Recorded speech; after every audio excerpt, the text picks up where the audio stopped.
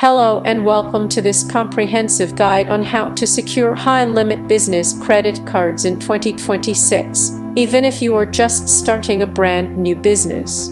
The financial landscape has changed significantly over the last few years, and the strategies that worked in 2024 or 2025 are not necessarily the ones that will unlock $50,000 or $100,000 limits for you today.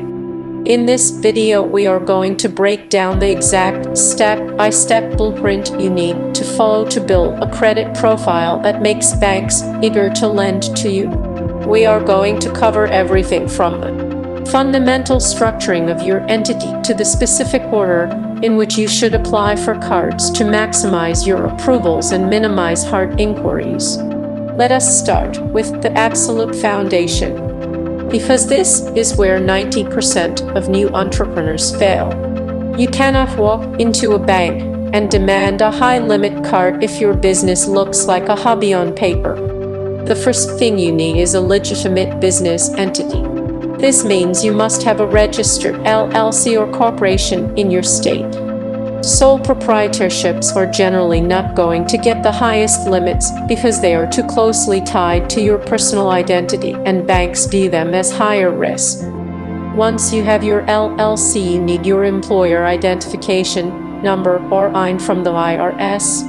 Think of this number as the social security number for your business.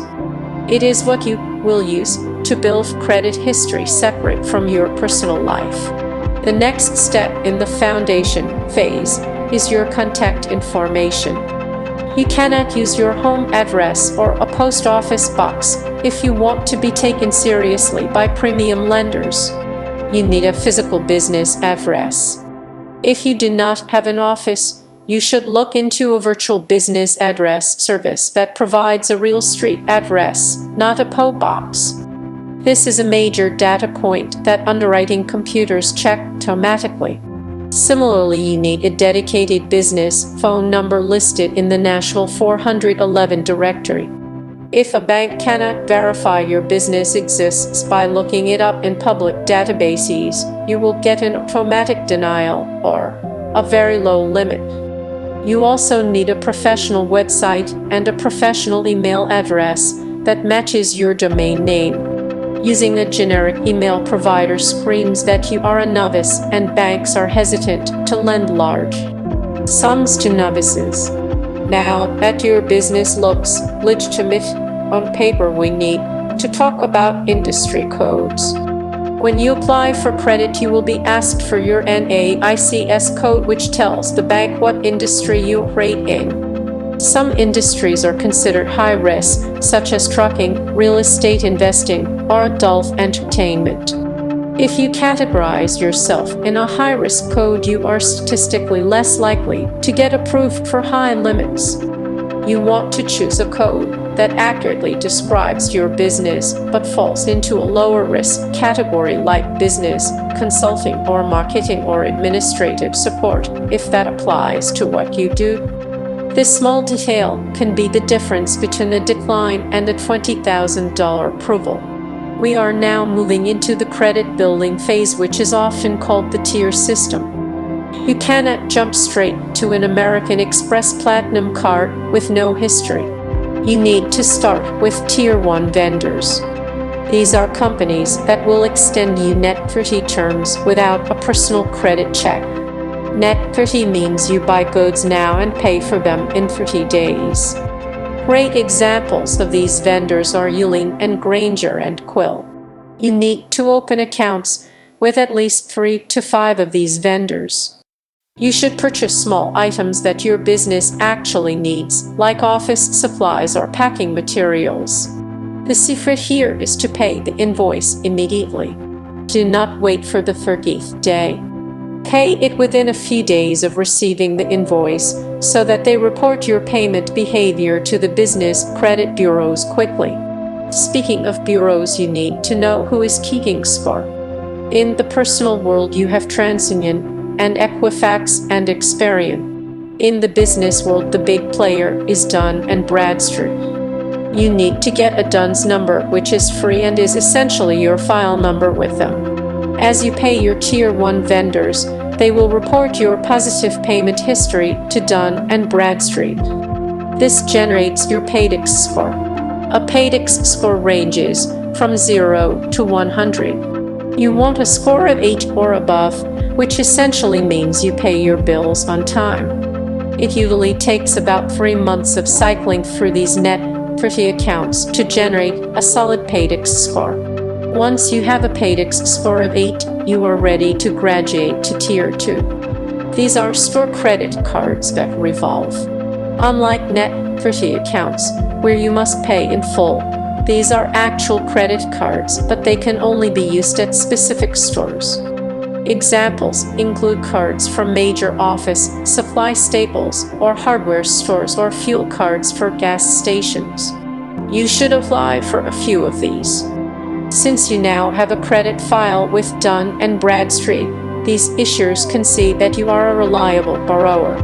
Use these cards for normal expenses and pay them off in full every month.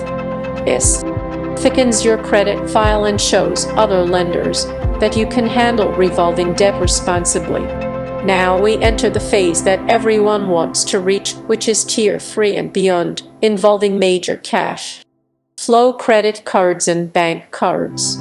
In 2026, we are seeing a massive shift toward fintech banks and cash flow-based lending. Companies like Brix and Ramp and Divvy are changing the game. These companies often do not require a personal guarantee, and they do not rely heavily on your personal credit score. Instead, they want to link to your business bank account and see your cash flow. This is why having a robust business checking account is vital. You should be depositing all your revenue into this account. The more average daily balance you can show, the higher your limit will be with these fintech cards. These cards are excellent for scaling because as your revenue grows, your credit limit grows automatically. However, the holy grail of high-limit business credit cards usually comes from the big traditional banks like Chase and American Express and Bank of America. To get approved for these with high limits, you usually need good personal credit in addition to your business credit. This is where the concept of the personal guarantee comes in. A personal guarantee means that if your business fails to pay the debt, you are personally responsible for it. While we all want to avoid this, providing a personal guarantee is often the only way to get those massive $50,000 starting limits when your business is under 2 years old. For these major bank cards, you need to be strategic about your personal credit profile. You generally need a personal credit score over 700. You also need to keep your personal credit utilization low. If your personal cards are maxed out, banks will see you as high risk even if your business is doing well. In 2026, banks are using AI-driven underwriting models that look at the relationship you have with them. It is highly recommended to open a business checking account with the bank you want a credit card from. If you want a Chase Ink card, open a Chase business checking account 3 months before you apply. Put some money in there. Let them see you are a real customer. This internal data helps you bypass some of the stricter generic underwriting rules. Let us talk about the specific cards you should target for high limits in 2026.